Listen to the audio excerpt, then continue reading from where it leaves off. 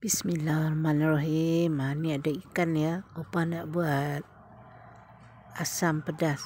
Ada air asam jawa, ada cili kisar dalam 4 sudu makan ya. Ada daun kesum, ada bendi, ada tomato 1 biji. Bawang ni setengah biji, bawang putih tu 2 biji. Untuk tumis yang mula-mula ya. Sedikit belacan, jintan manis, jintan putih dengan serbuk lada hitam. Dikisar dengan bawang dan halia ya. Ni kisar dengan ni ya. Kisar dengan bawang besar, bawang putih dengan jintan tu ya, belacan sekali. Tumis bawang yang sikit tadi tu ya dengan bawang putih. Hingga layu je ya. Masukkan bahan kisar tadi tu yang dengan jintan dengan belacan semua tu.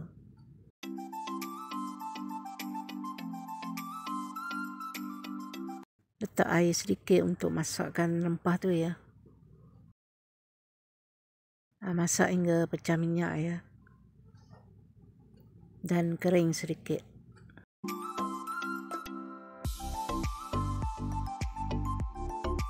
Nampaknya bahan pun dah kering, masukkan cili kisar tu ya.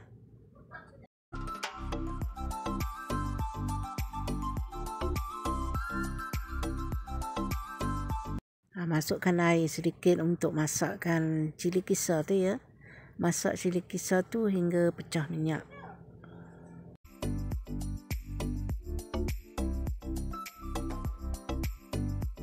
Cili pun dah pecah minyak, masukkan air asam jawa ya.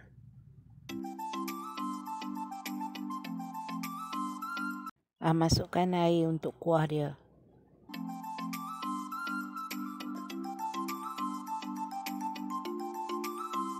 Masukkan ke semua ikan tu. Masukkan serbuk perasa, garam,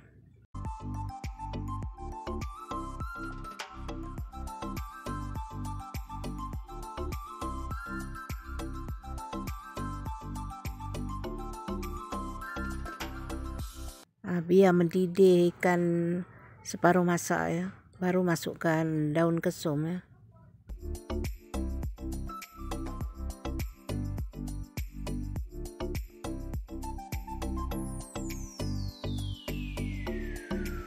Masukkan daun kesum, tomato dan kacang bendi ya.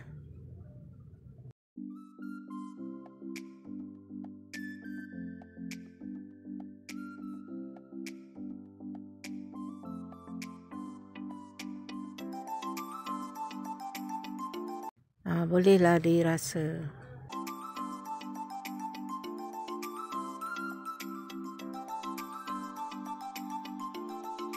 Ikan pun dah masak, bendi pun dah masak. Assalamualaikum warahmatullahi wabarakatuh. Selamat mencuba. Bye, jumpa lagi.